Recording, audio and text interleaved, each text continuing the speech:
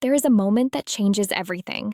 A single second when the ground beneath your feet cracks open and swallows the life you thought you had. For me, that moment came on a Tuesday evening in late October when I found a photograph hidden in the back of my babysitter's purse.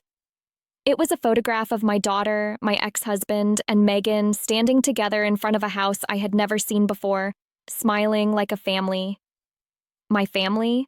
Except I was nowhere in it. I remember standing in my kitchen, the overhead light buzzing faintly, my hands trembling as I held that glossy 4x6 print. My daughter was wearing the purple butterfly dress I had bought her for her birthday, the one she said was her favorite. Daniel had his arm around Megan's waist in a way that felt possessive, comfortable, practiced. And Megan was looking at the camera with a smile I had seen 1,000 times across my kitchen table, across playground benches, across late-night conversations when she would stay after her shift and we would drink wine and talk about our lives like friends. Like friends. That word feels like poison in my mouth now. But I need to start from the beginning because you need to understand how we got here. You need to understand how I let this woman into my home, into my life, into the most precious parts of my existence. You need to understand how trust can be weaponized, how kindness can be exploited, and how the people who smile the warmest are sometimes the ones carrying the sharpest knives. My name is Rebecca, but everyone calls me Becca. I am 34 years old, and I live in a modest 3-bedroom house in a quiet suburb about 40 minutes outside of Chicago. I work as an accountant for a mid-sized manufacturing company, and I have been a single mother for the past 2 years. My daughter Lily is 6 years old, and she is the center of my universe. Everything I do, every decision I make, every sacrifice I endure is for her. My marriage to Daniel ended not with a dramatic explosion, but with a slow, suffocating fade. We had been together since college, married at 25, parents by 28. For a while, it felt like we were building something beautiful together. But somewhere along the way, Daniel started working longer hours. He started coming home distracted, distant, irritable. He would look at me across the dinner table like I was a stranger, like the woman he had fallen in love with had been replaced by someone he could not quite recognize. I tried everything. I suggested counseling. I planned romantic weekends. I read books about rekindling intimacy and saving struggling marriages. But Daniel was already gone in every way that mattered. His body was in the house, but his heart had checked out years before he finally sat me down and told me he wanted a divorce. The divorce was finalized when Lily was 4. Daniel moved into an apartment on the other side of the city, and we agreed on a custody arrangement that gave me primary custody with him taking her every other weekend. It was not ideal, but it was workable. I threw myself into being the best mother I could possibly be. I wanted Lily to feel safe, loved, and stable, despite the fracture in her family. But being a single working mother is a constant juggling act, and I quickly realized I needed help. I could not afford full-time daycare, and my own parents lived in Florida, too far away to provide the daily support I needed. So I started looking for a babysitter, someone reliable, trustworthy, and good with children, someone who could pick Lily up from school, help with homework, and stay with her on the occasional evening when work demanded I stay late. That is how I found Megan Holloway. She responded to my posting on a local community board within hours. Her message was warm, enthusiastic, and professional. She included a photo of herself, a young woman with honey blonde hair and kind eyes, along with a resume that listed 3 years of nannying experience and glowing references from 2 families. She mentioned that she was an aspiring actress, taking classes in the city while looking for flexible work to pay the bills. She seemed perfect. Our first meeting was at a coffee shop near my office. I remember walking in and seeing her already seated at a corner table, a children's book spread open in front of her like a prop designed specifically to charm me. She stood when she saw me, extending her hand with a smile that felt genuine and warm. "You must be Rebecca," she said. "I am so excited to meet you. I have been looking for a family like yours for a while now." I liked her immediately. She was articulate, engaging, and clearly passionate about working with children. She told me about her own childhood, growing up in a small town in Indiana with a single mother who worked multiple jobs to keep food on the table. She talked about how those experiences had shaped her desire to help other families, to provide the kind of support and stability that she herself had sometimes lacked. When I asked about her acting career, she laughed self-deprecatingly. "It is a tough industry," she admitted, "but I am not ready to give up on it yet. In the meantime, I find real fulfillment in nannying. There is something so pure about spending time with children. They see the world without all the cynicism and jadedness that adults carry around." Everything she said felt right. Every answer she gave aligned perfectly with what I was looking for. Looking back now, I can see how carefully she had crafted her presentation, how every word was calculated to appeal to my specific vulnerabilities. But at the time, I saw only a kindred spirit, a young woman trying to make her way in the world while doing meaningful work. I called her references that evening. Both families spoke about Megan in glowing terms. The first, a couple with twin boys, described her as practically a member of the family who had gone above and beyond on countless occasions. The second, a single father with a young daughter, said that his child absolutely adored Megan and that hiring her had been one of the best decisions he had ever made. I did not know then that both of those references were fabricated. The phone numbers Megan had provided belonged to her mother and a friend from her acting class, both of whom had rehearsed their testimonials like lines from a script. But I had no reason to suspect anything. Megan had presented herself so perfectly, so seamlessly, that the idea of verifying those references beyond a simple phone call never even crossed my mind. I hired her the following week. The arrangement was straightforward. She would pick Lily up from school 3 days a week, stay with her until I got home from work, and be available for occasional evening babysitting when I needed it. The pay was reasonable, and Megan seemed genuinely grateful for the opportunity. The first few months were wonderful. Lily took to Megan immediately, which was remarkable given how shy and reserved my daughter could be with new people. Within weeks, Lily was chattering excitedly about all the games she and Megan had played, all the stories Megan had read to her, all the art projects they had completed together. My refrigerator became a gallery of colorful drawings and handprint crafts, each one signed with Lily's wobbly kindergarten handwriting and Megan's neat cursive. I started to relax in a way I had not been able to since the divorce. Having someone reliable to help with Lily allowed me to focus more at work, which led to a promotion and a modest raise. It allowed me to have the occasional evening out with friends, something that had become almost impossible in the chaos of single motherhood. It allowed me to sleep a little easier at night, knowing that my daughter was being cared for by someone who genuinely seemed to love her. Megan and I grew closer too. She would often stay after I got home, chatting over coffee or a glass of wine while Lily played in the other room. She told me about her acting auditions, the callbacks that never materialized, the rejections that stung despite her best efforts to stay positive. She told me about her complicated relationship with her mother, Sharon, a woman she described as demanding and critical, never satisfied with anything Megan achieved. "She wanted me to be a lawyer or a doctor," Megan said one evening, staring into her wine glass with a distant expression. "Something respectable, something she could brag about to her friends at church. When I told her I wanted to act, she said I was wasting my life on a childish fantasy." I reached across the table and squeezed her hand. That must have been so hard. Parents do not always understand that success can look different from what they imagined. Megan looked up at me with something like gratitude in her eyes. "You get it," she said softly. "Not everyone does."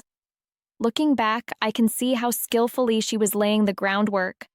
Every vulnerability she shared, every moment of emotional intimacy was designed to make me feel connected to her, invested in her, protective of her. She was building a foundation of trust that she would later exploit in ways I never could have anticipated. As months passed, Megan became an increasingly integral part of our lives. She started joining us for dinners and weekend outings. She came to Lily's school performances and soccer games. She helped me decorate for holidays and plan Lily's 6th birthday party. She became less like an employee and more like a member of the family, exactly as those fabricated references had described. I even introduced her to Daniel during one of his custody weekends. It seemed like the polite thing to do since she was spending so much time with our daughter. Daniel was cordial but distant during their first meeting, shaking her hand briefly before turning his attention back to Lily. I did not think anything of it at the time. Daniel was always somewhat reserved with new people, but over the following months I started noticing small things, subtle shifts that I could not quite articulate but that left me feeling vaguely unsettled. Daniel started asking more questions about Megan during our brief custody exchanges. How was she doing? Was she still pursuing acting? Had she mentioned anything about her personal life? The questions seemed oddly specific, oddly interested, for a man who had barely acknowledged her existence during their first meeting. Then there were the scheduling changes. Daniel started requesting different pickup and drop-off times, often coinciding with Megan's work hours. He would show up early or stay late, making small talk with her while I gathered Lily's things. I told myself I was being paranoid. Daniel and I were divorced. He was allowed to have conversations with other people, even attractive younger women who happened to work in our daughter's life. But the unsettled feeling persisted, growing stronger with each passing week. The first real crack appeared about 8 months after I had hired Megan. I came home from work early one Thursday afternoon, having finished a major project ahead of schedule. The house was quiet when I walked in, which was unusual. Normally, I could hear Lily's chatter or the sound of cartoons playing from the living room. I found them in the backyard.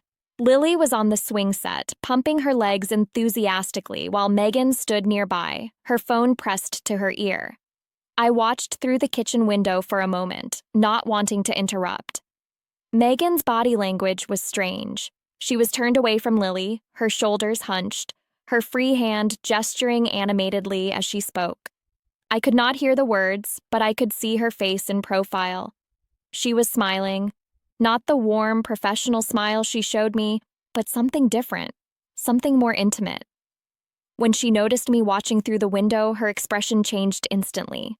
The smile vanished, replaced by something that looked almost like guilt.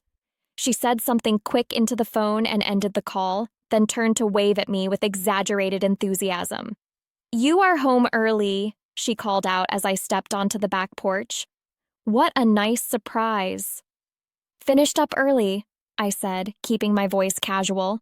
"Who was on the phone?" The question seemed to catch her off guard. Her smile flickered for just a moment before she recovered. "Oh, just my agent. Possible audition next week. Nothing definite yet." I nodded and let the subject drop, but something felt wrong. I had never known Megan to have an agent. She had always talked about submitting herself for roles, about the difficulty of getting representation as an unknown actress. When had that changed, and why had she not mentioned it? That night, after Megan had gone home and Lily was asleep, I sat in my kitchen turning the interaction over in my mind. I told myself I was making something out of nothing. People's circumstances changed. Maybe she had finally landed representation and had not gotten around to sharing the good news. Maybe I was projecting my own insecurities onto innocent situations. But the doubt had been planted, and it began to grow. Over the following weeks, I started paying closer attention. I noticed that Megan seemed distracted during her shifts, checking her phone more frequently, stepping outside to take calls that she claimed were from casting directors or acting class friends. I noticed that she seemed less engaged with Lily than she had been in the beginning, more focused on whatever was happening on her screen than on the child in her care. And I noticed that Daniel's questions about Megan had stopped entirely. Where before he had asked about her with obvious interest, now he seemed almost deliberately indifferent, changing the subject whenever her name came up. The shift felt significant, though I could not say exactly why. The photograph changed everything. It was a Tuesday in late October, about a year after I had hired Megan. She had forgotten her purse when she left for the evening, a small crossbody bag that she usually kept on the hook by the back door. I found it when I was locking up for the night and decided to set it aside so I could give it to her the next day. But as I picked it up, the clasp came undone and the contents spilled across my kitchen floor. I knelt to gather them, cursing my clumsiness. Lipstick, hair ties, a small wallet, a folded receipt, and there, wedged against the inside pocket, a photograph. My hands were shaking as I pulled it out. The image was clear, obviously taken with a decent camera. Daniel stood in the center, his arm around Megan's waist, with an intimacy that made my stomach turn. Lily was in front of them, beaming at the camera in her favorite purple butterfly dress. Behind them was a house I did not recognize, a neat two-story colonial with a red front door and carefully maintained landscaping. They looked like a family, a happy, whole family, the kind of family that Lily and Daniel and I had never quite managed to become. I stared at that photograph for what felt like hours, though it was probably only minutes. My mind was racing, trying to make sense of what I was seeing, trying to find an innocent explanation that would make this okay. Maybe it was a coincidence. Maybe Daniel had run into Megan somewhere and they had taken a friendly picture. Maybe the intimate body language was just my imagination, my insecurities distorting what I was seeing. But deep down, I knew the truth. The photograph confirmed what my instincts had been whispering for months. Megan and Daniel were involved. They were having a relationship behind my back, and they were including my daughter in their deception. The betrayal felt like a physical blow, like someone had reached into my chest and squeezed my heart until I could not breathe. This woman had sat in my kitchen and listened to my fears about being a good mother. She had held my daughter's hand and helped her with homework. She had become someone I trusted, someone I considered a friend. And all along, she had been undermining everything I had built. I did not sleep that night. I lay in bed staring at the ceiling, turning the situation over in my mind, trying to decide what to do.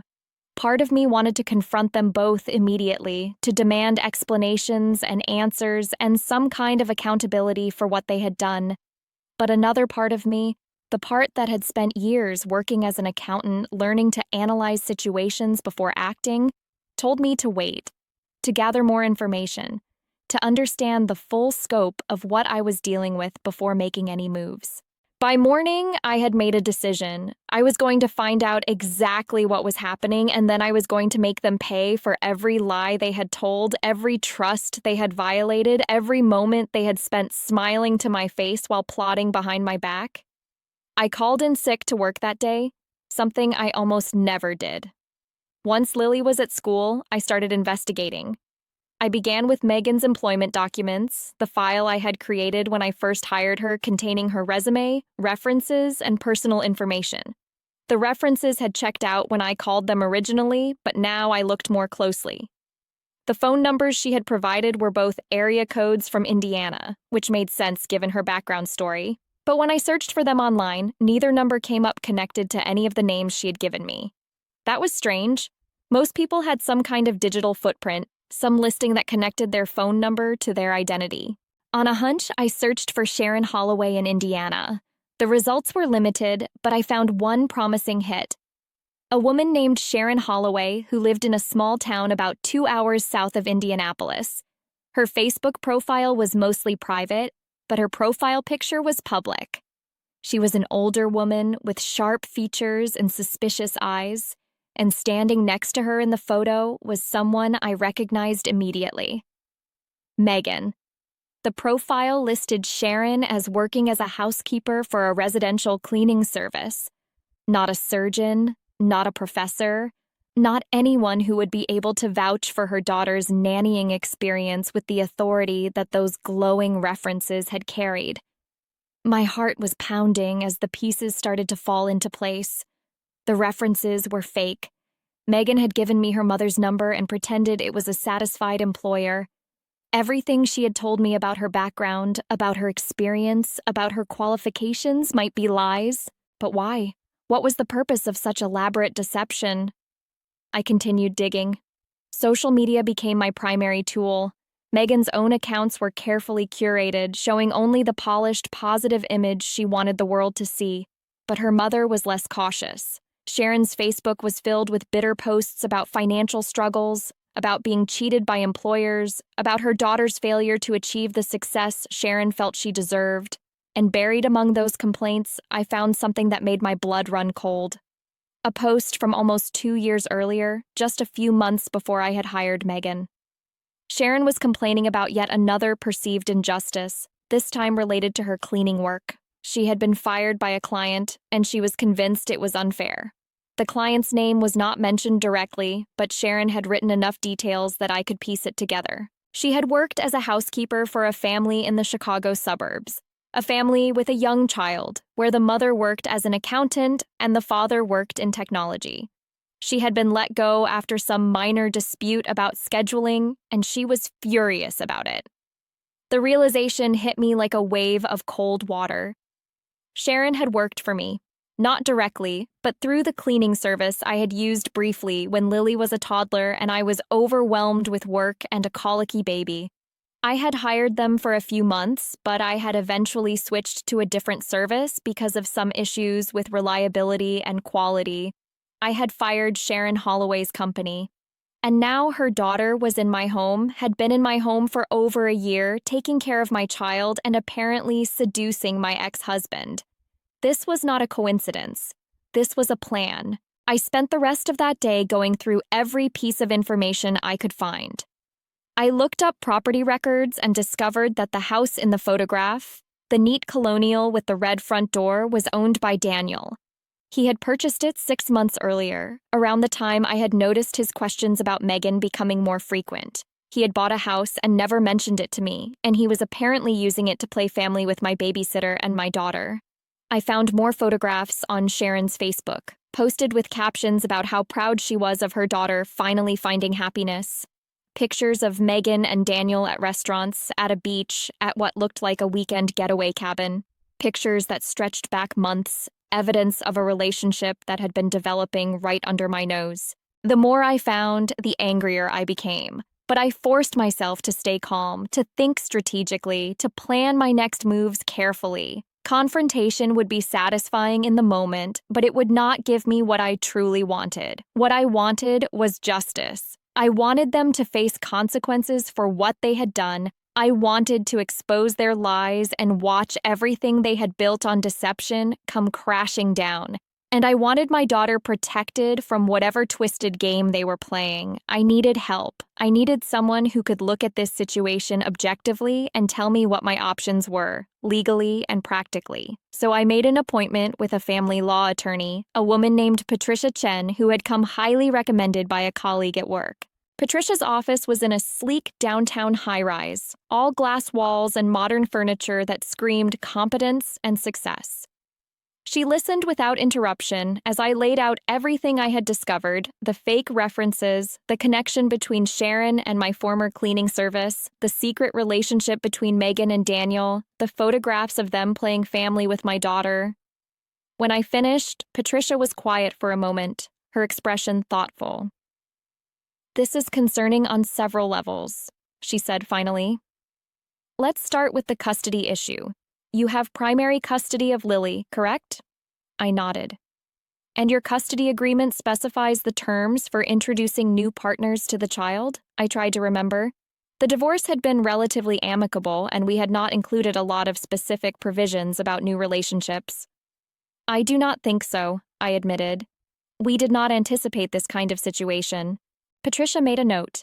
"That is something we may want to address. If your ex-husband is in a serious relationship with someone who obtained employment in your home through fraudulent means, that raises serious questions about judgment and potentially about the safety and stability of Lily's environment." "What can I do?" I asked. "Can I change the custody arrangement?" "Possibly, but we will need to build a strong case. The courts prioritize the child's best interests, and we will need to demonstrate that Daniel's behavior poses some kind of risk to Lily's well-being." Patricia leaned forward. "The fraud aspect is significant. Megan Holloway lied to get access to your child. That is not something any family court will take lightly." We talked for over an hour, mapping out potential strategies and next steps. Patricia recommended hiring a private investigator to gather more evidence. Something I had not considered, but that made sense given the complexity of the situation. She also suggested documenting everything carefully, creating a timeline of events and saving any communications that might be relevant. "One more thing," Patricia said as I was preparing to leave. "I would be very careful about confronting either of them before you are ready. Right now, they do not know that you know. That is an advantage. Once you show your hand, they will have the opportunity to prepare their own defense, to hide evidence, to coordinate their stories. The longer you can maintain the element of surprise, the stronger your position will be. I left her office feeling simultaneously overwhelmed and empowered. The situation was terrible, but at least I had a plan. At least I knew what I was dealing with, and at least I was not alone. Over the following weeks, I became a master of deception.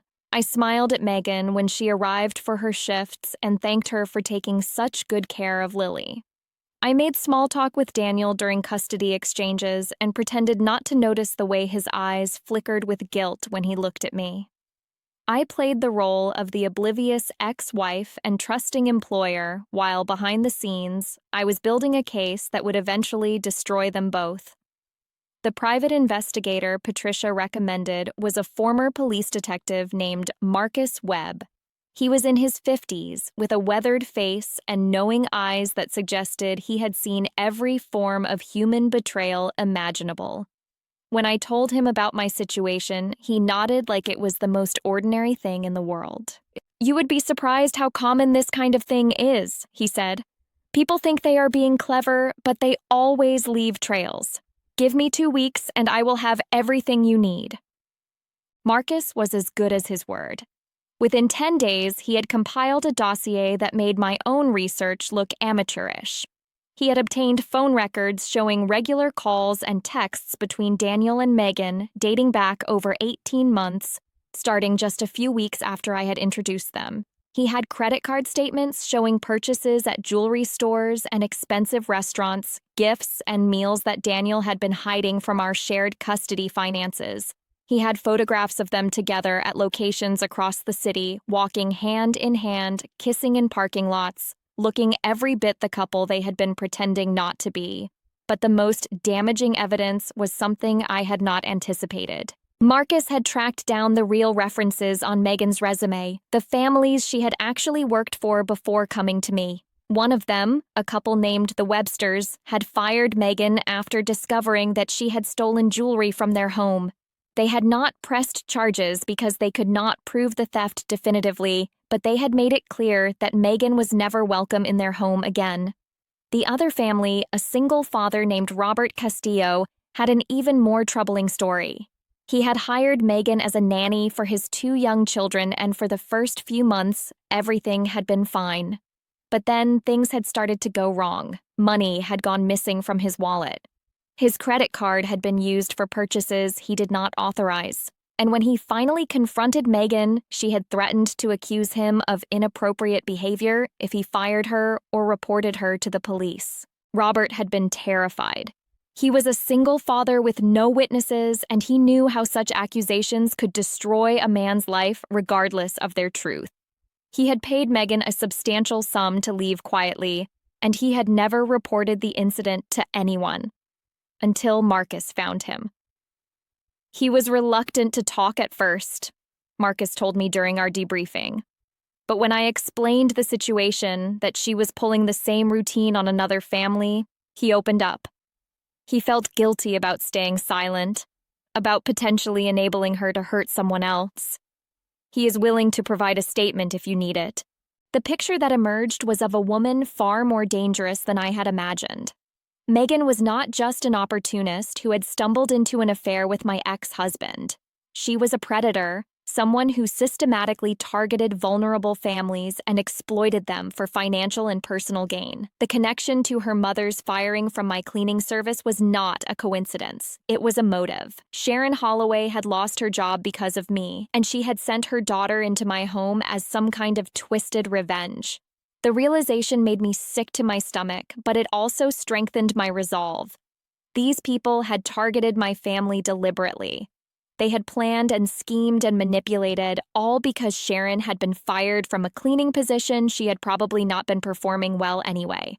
The pettiness of their grudge was astounding, but the damage they had caused was very real. I spent hours going through Marcus's dossier, memorizing every detail, every date, every piece of evidence that would help me make my case. I updated Patricia on everything and began the process of filing for a custody modification. I also consulted with a criminal attorney about the possibility of pressing charges related to the fraud Megan had committed in obtaining employment in my home. The theft and extortion allegations from the other families are significant, the criminal attorney told me. If those victims are willing to come forward and file reports now, there could be grounds for prosecution. Combined with the fraudulent references she used to get access to your child, you might have a case for conspiracy or attempted fraud. Everything was falling into place, but there was one thing I still needed to do. One confrontation I still needed to have before I could move forward with my legal plans. I needed to talk to Daniel. Not confront him, not accuse him, just talk to him to see if there was any explanation, any context, any redemption possible for the man I had once loved. I needed to look him in the eye and understand how he had gone from being my partner and co-parent to being an accomplice in my systematic betrayal. I arranged to meet him at a coffee shop near his apartment, telling him that I wanted to discuss some scheduling changes for the upcoming holidays. He agreed easily, unsuspecting, still believing that his double life remained hidden. I arrived early and chose a table near the back where we would have some privacy. When Daniel walked in, I watched him scan the room until he spotted me. There was a moment, just a flash, when something like guilt crossed his face. Then it was gone, replaced by the carefully neutral expression I had grown accustomed to during our years of co-parenting. "Rebecca," he said, sliding into the seat across from me. "Thanks for suggesting this. I know the holidays can be complicated." I studied his face, looking for some trace of the man I had married, the man who had promised to love and honor and cherish me until death did us part. He looked the same as he always had, perhaps a little grayer at the temples, a little more lines around the eyes, but something fundamental had changed in him. Some essential decency that I had believed he possessed had been revealed as an illusion. "Daniel," I said quietly, "I need to ask you something, and I need you to be honest with me." His expression flickered with wariness. "What is it?" "How long have you been seeing Megan?" The silence that followed seemed to stretch forever. I watched the blood drain from Daniel's face as he realized that his secret was no longer a secret. His mouth opened and closed several times before any words came out. "How did you find out?" he finally asked. Not a denial, not an explanation, not an apology, just a question about how his cover had been blown. "Does it matter?" I replied. "The point is that I know. I know everything, Daniel. The relationship, the house, the photographs with our daughter. I know that Megan lied to get the job in our home, that her mother worked for me and got fired, that this whole thing has been some kind of twisted revenge scheme."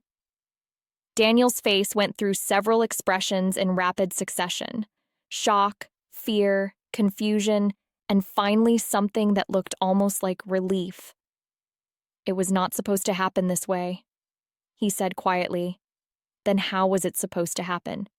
He sighed heavily, running his hands through his hair in a gesture I remembered from our marriage, something he did when he was overwhelmed and did not know what to say. "Megan approached me a few months after the divorce.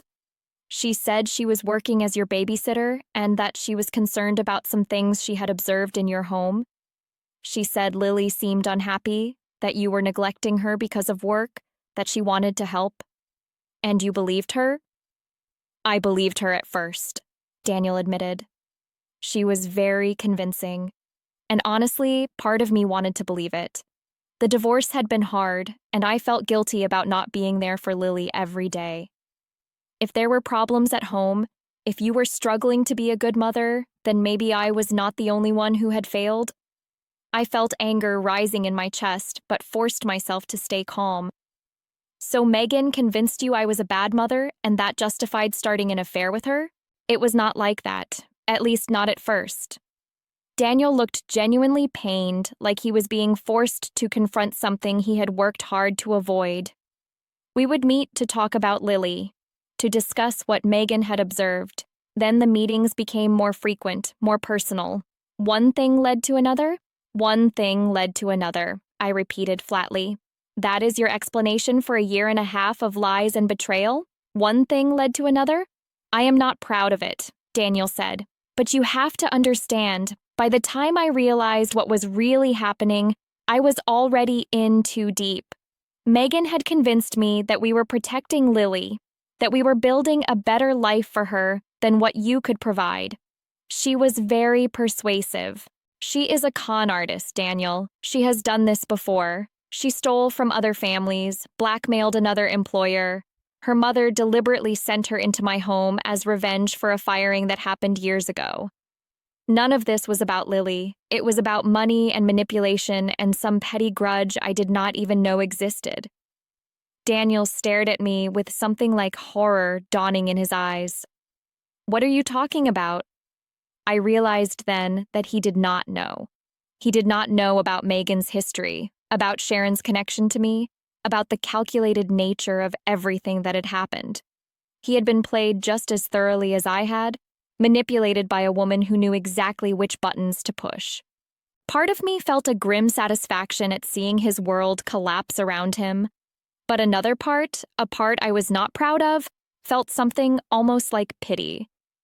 Daniel had always been susceptible to flattery, to women who made him feel important and needed. Megan had identified that weakness and exploited it masterfully.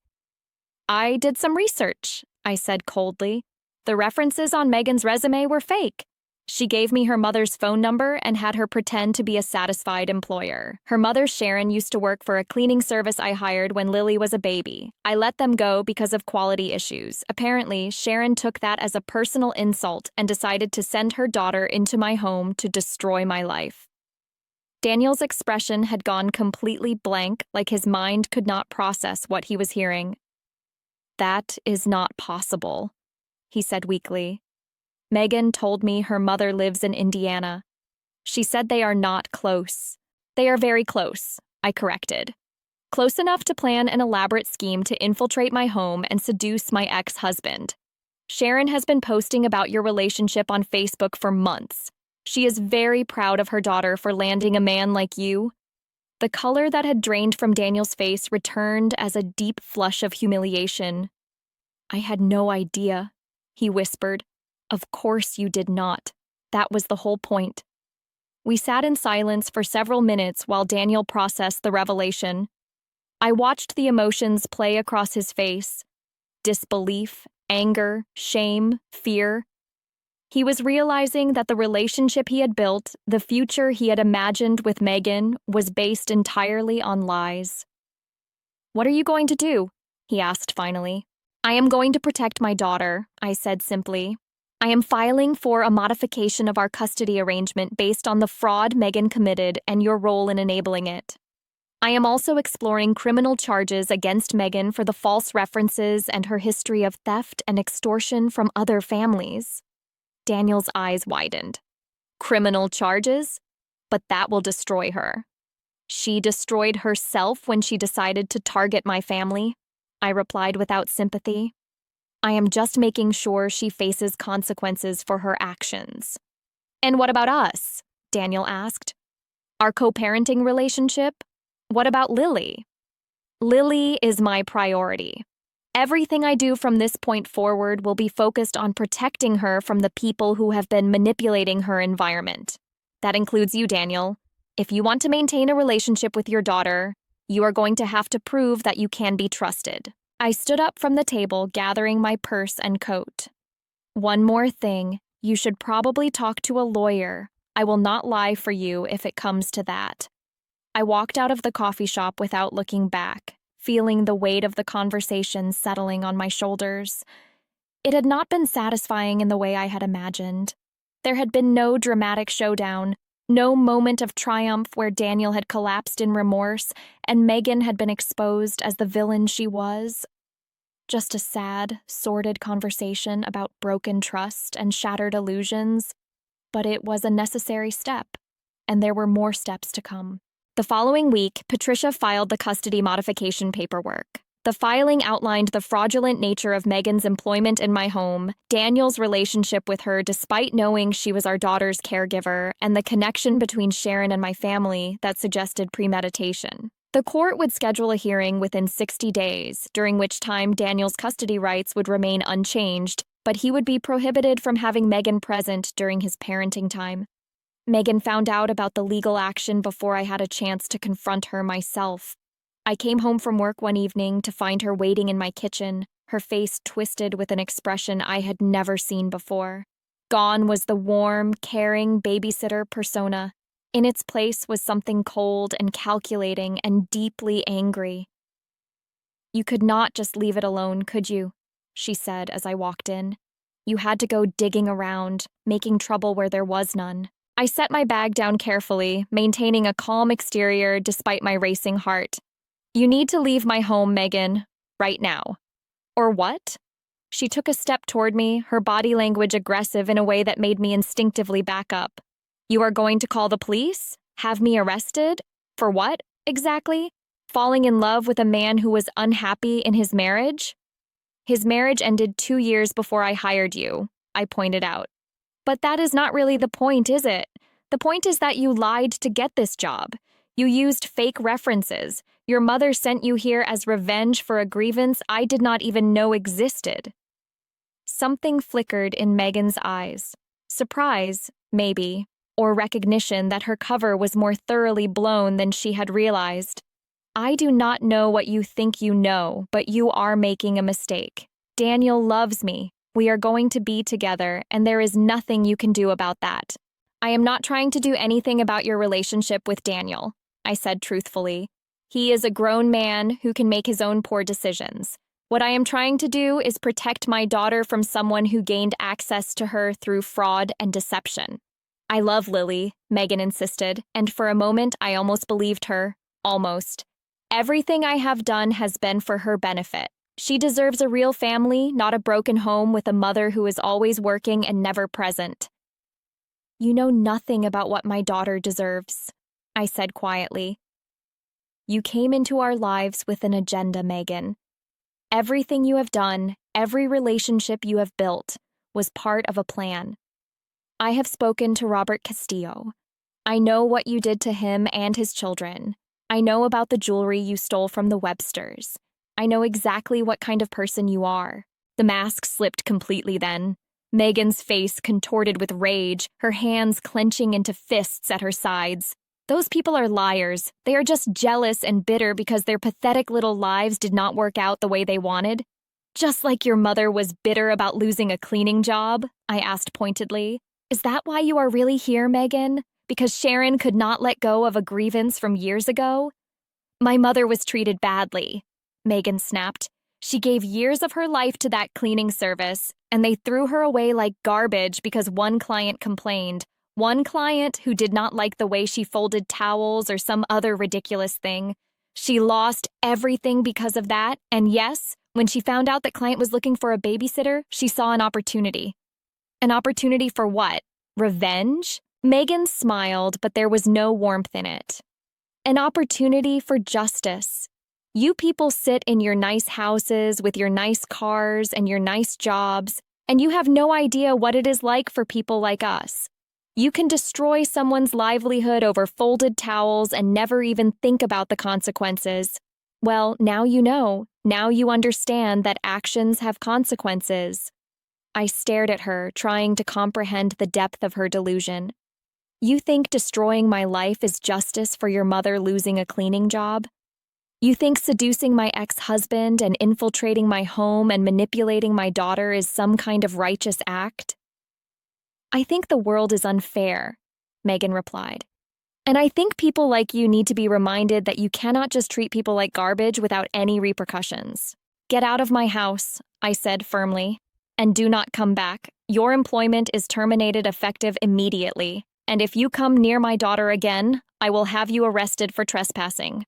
For a moment, I thought she might refuse. I thought she might escalate the confrontation into something physical, but instead she laughed, a harsh, bitter sound that echoed through my kitchen. "You think this is over?" she asked as she gathered her things. "You think filing some paperwork and talking to some lawyers is going to fix everything? Daniel loves me. He has chosen me. And when the dust settles, we are going to be a family. The family you could never give him." "Get out," I repeated. She left, slamming the front door hard enough to rattle the windows. I stood in my kitchen for a long time after she was gone, trying to steady my breathing, trying to process everything that had just happened. The confrontation had been ugly, but it had also been revealing. Megan had confirmed everything I suspected about her motives and her mindset. She genuinely believed that her actions were justified, that she was some kind of crusader for the downtrodden rather than a manipulative predator.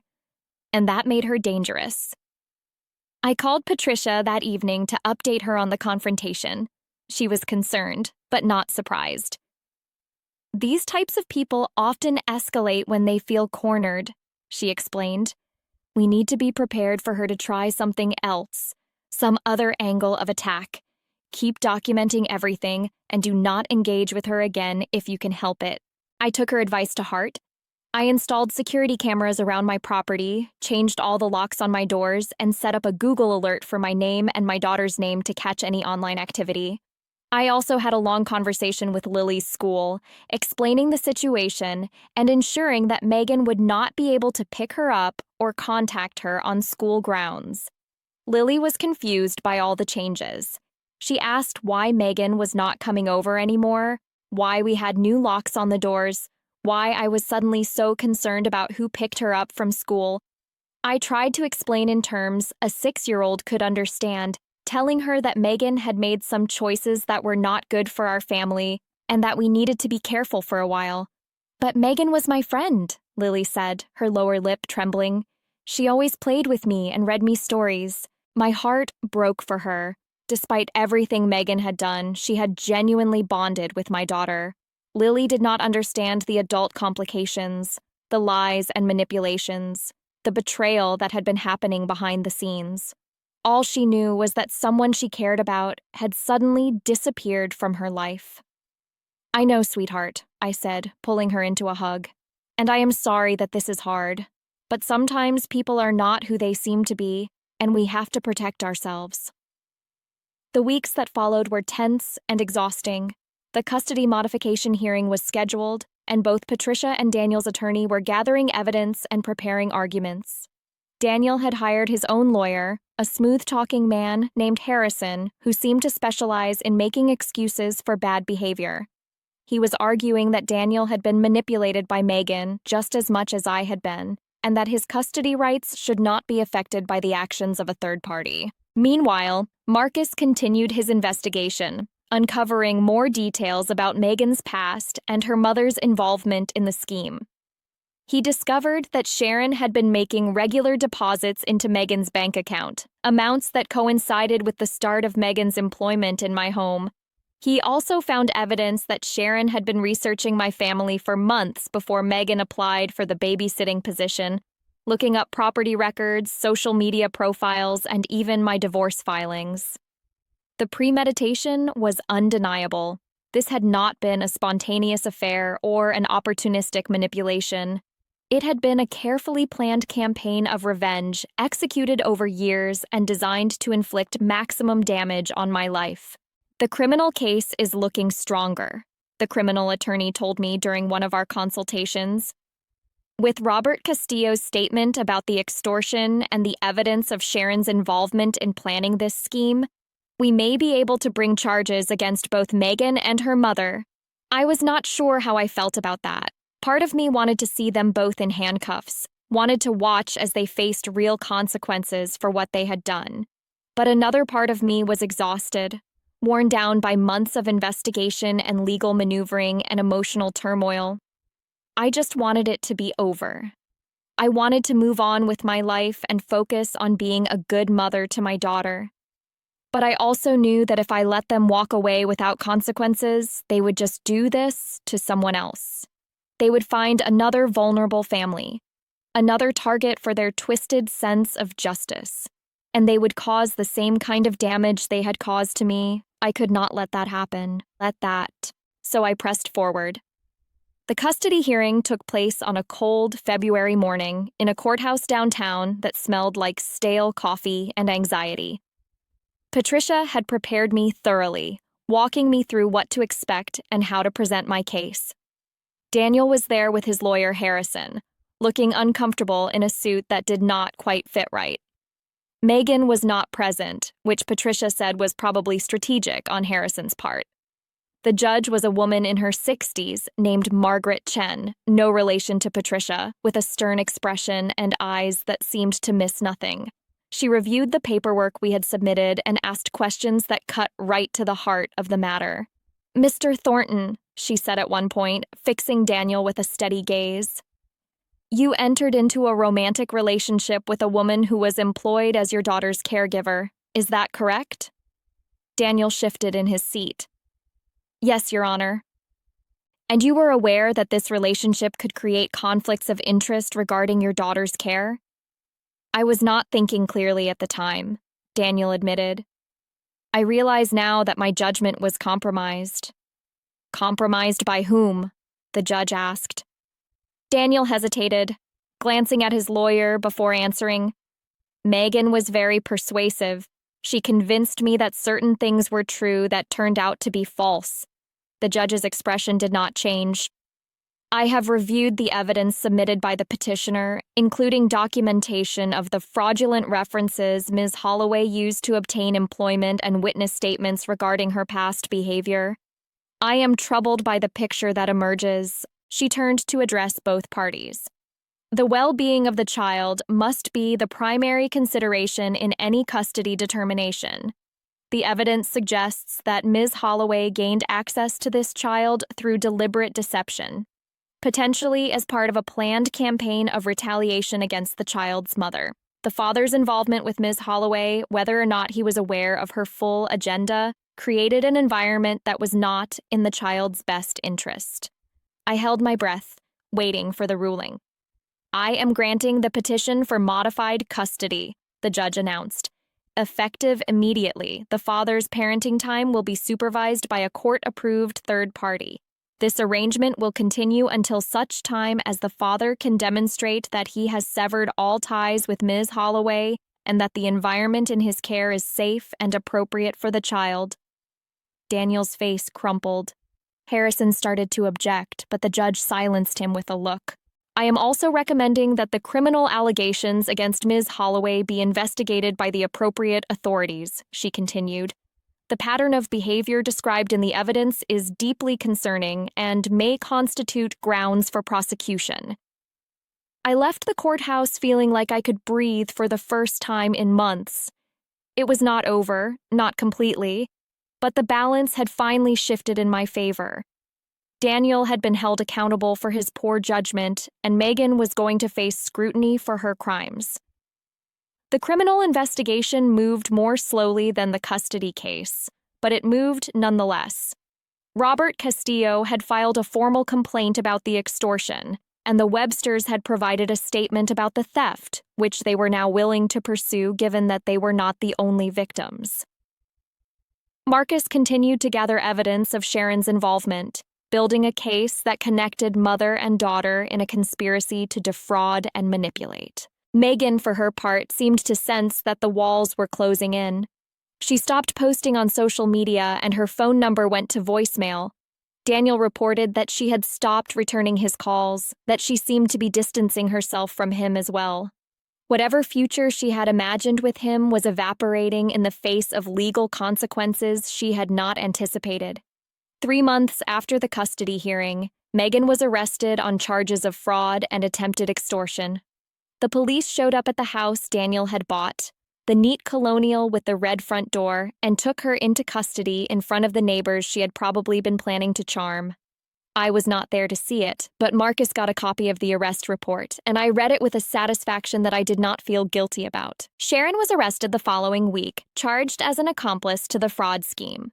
According to the police, she had been uncooperative during questioning, insisting that she was the real victim, that the world was full of people who had wronged her and her daughter.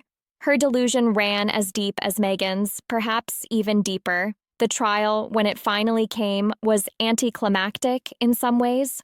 Both women took plea deals rather than face a jury, which their lawyers probably told them was their best option given the weight of evidence against them.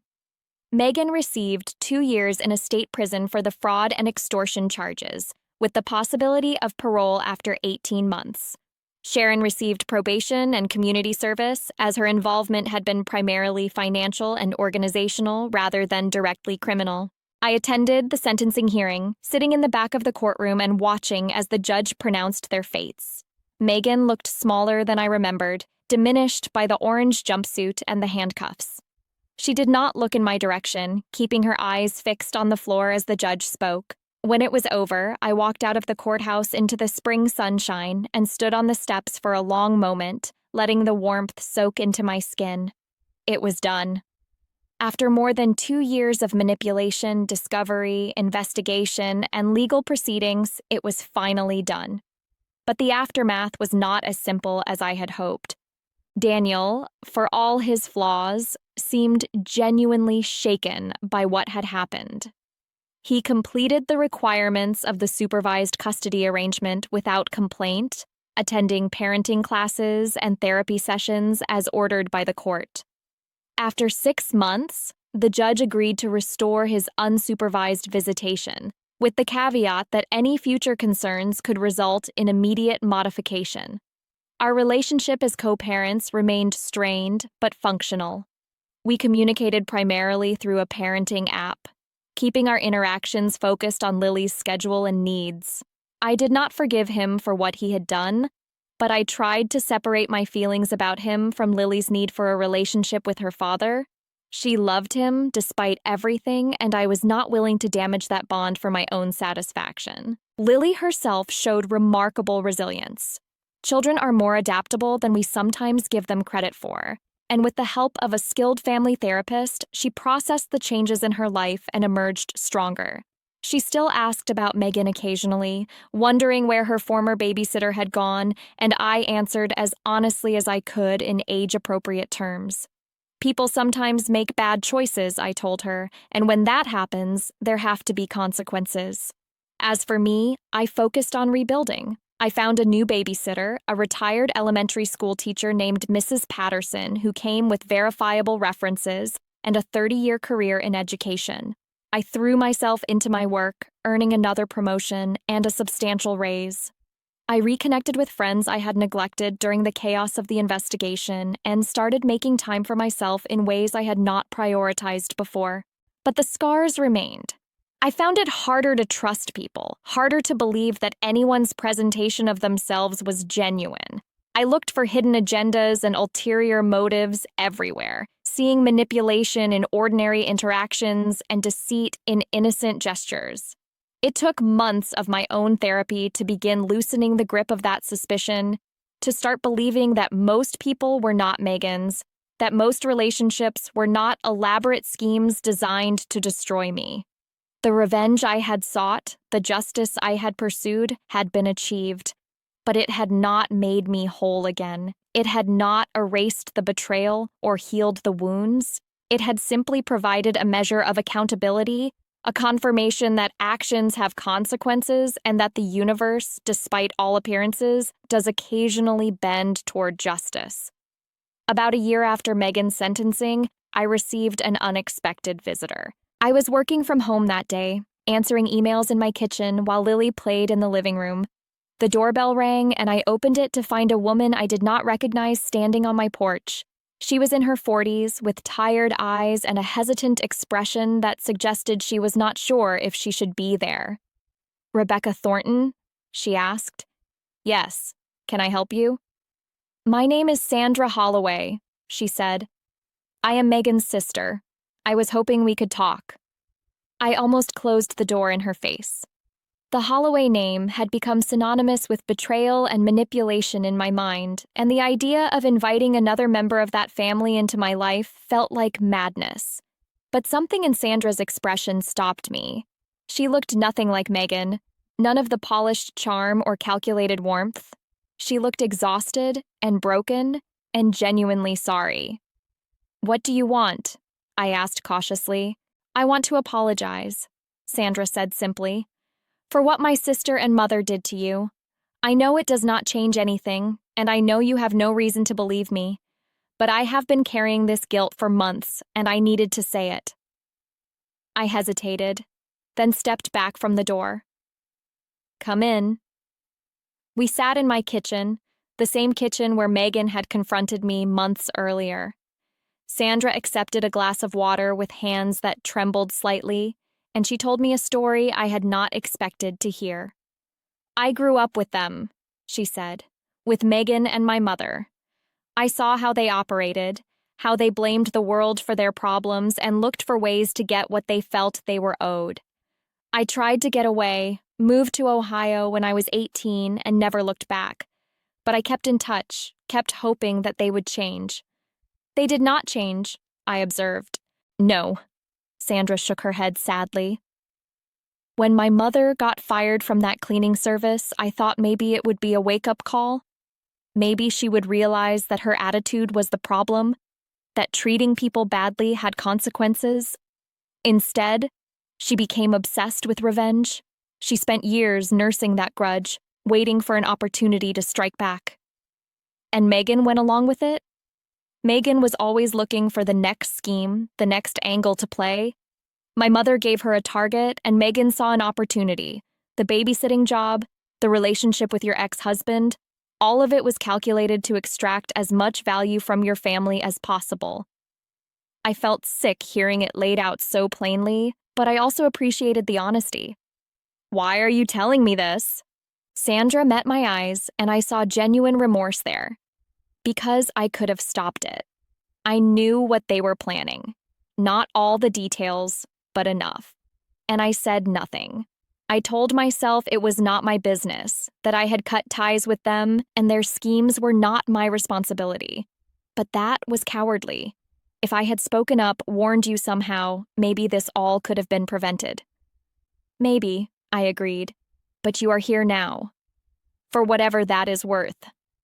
Sandra stood up, straightening her jacket with a nervous gesture. "I do not expect you to forgive me or them. I just needed you to know that not everyone in my family is like that, and I needed to say that I am sorry for the pain they caused you." I walked her to the door, unsure of what to say. Her apology did not fix anything, did not undo the months of manipulation and betrayal, but it was something. A small acknowledgement that what had happened to me was real and wrong, from someone who understood the perpetrators better than I ever could. "Thank you for coming," I said finally. Sandra nodded and turned to leave. At the bottom of my porch steps, she paused and looked back. "Your daughter," she said. "Is she okay?" I thought about Lily, playing in the living room, learning to navigate a world that could be cruel and confusing. "She will be," I said. "We both will be." Time passed, as it always does. Megan served 14 months of her sentence before being released on parole, with restrictions that kept her from contacting me or my family. Sharon completed her community service and eventually moved to another state, perhaps looking for fresh targets, or perhaps finally accepting that her schemes had cost her everything that mattered.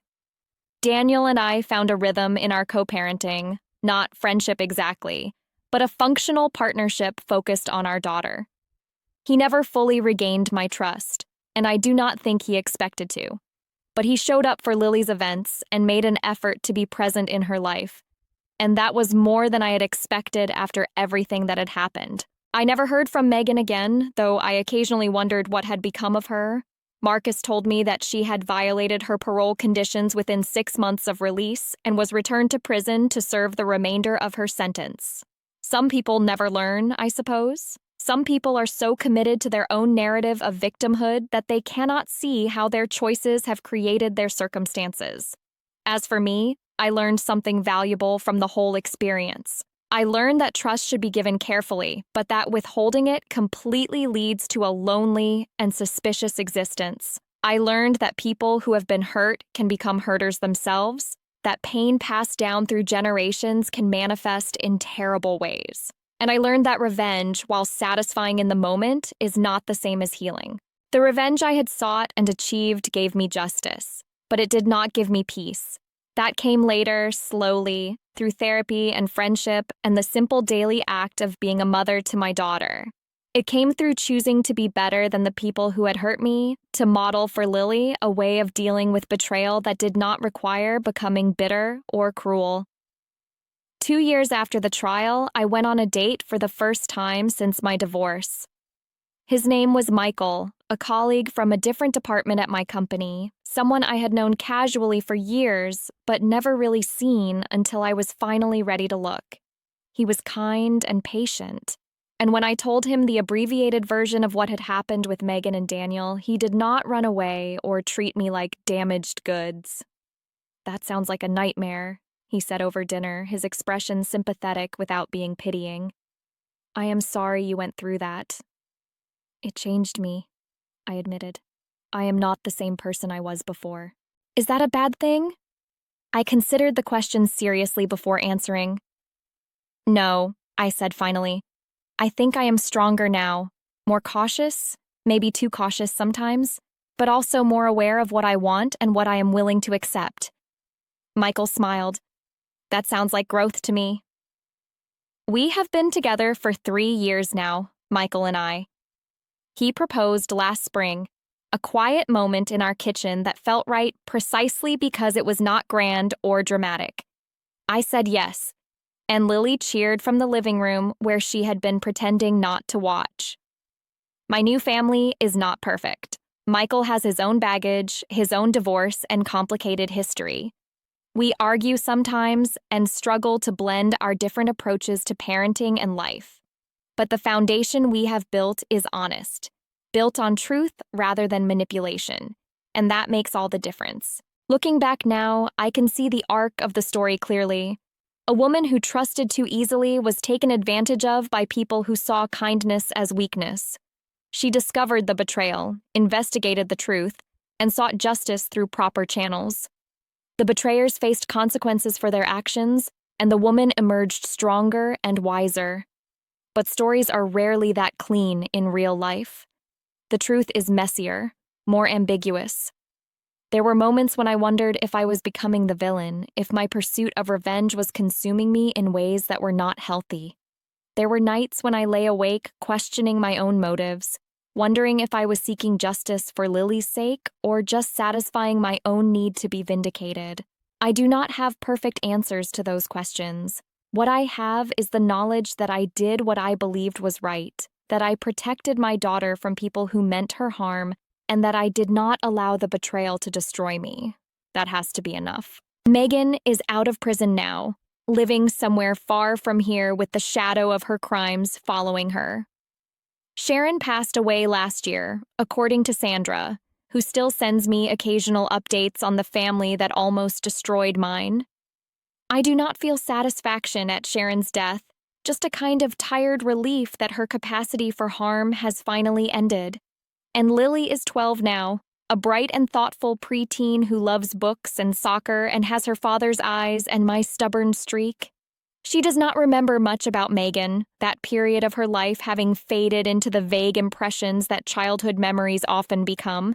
When she asks questions about it, which she occasionally does, I answer honestly but gently, letting her understand that bad things happened, but that we survived them together. "Mom," she asked me recently, "do you think Megan was always a bad person? Or did something make her that way?" I thought carefully before answering. "I think most people are not simply good or bad," I said. "I think they make choices, and some of those choices lead to bad outcomes. Megan made a lot of choices that hurt people, and those choices had to have consequences. But whether she was born that way or became that way because of her own experiences, I honestly do not know." Lily nodded thoughtfully. "That is kind of sad." "It is," I agreed. "But it is also a reminder that we all have choices to make. We can choose to be honest or deceptive, kind or cruel, and those choices shape who we become." She hugged me then, my almost teenager who still sometimes wants to be held like she did when she was 6. "I want to make good choices," she said into my shoulder. "I know you will, sweetheart. I know you will." The story of my babysitter turning into my enemy is not really a story about revenge, though revenge was certainly part of it. It is a story about trust and its violation, about the lengths people will go to when they feel wronged, and about the long, difficult process of rebuilding a life that has been deliberately undermined. If you take anything from this story, let it be this. Pay attention to the people you let into your life. Verify their claims and trust your instincts when something feels wrong. But do not let suspicion consume you. Do not let the possibility of betrayal prevent you from forming genuine connections. The risk of trust is worth it, even when it sometimes goes terribly wrong. Because in the end, the people who tried to destroy me failed. Not because my revenge was perfectly executed, though it was thorough and effective. Not because the legal system delivered justice, though it eventually did. They failed because they underestimated my capacity to rebuild, to recover, to become someone stronger than I was before they came into my life. And that is the best revenge of all. Not the courtroom verdicts or the prison sentences, though those were satisfying. The best revenge is simply this: a good life, lived well in spite of everything they did to prevent it. My name is Rebecca Thornton. I am 39 years old, engaged to a man who loves me, mother to a daughter who makes me proud every day. I survived one of the worst betrayals imaginable, and I am still standing. That is my story. And it has a good ending after all.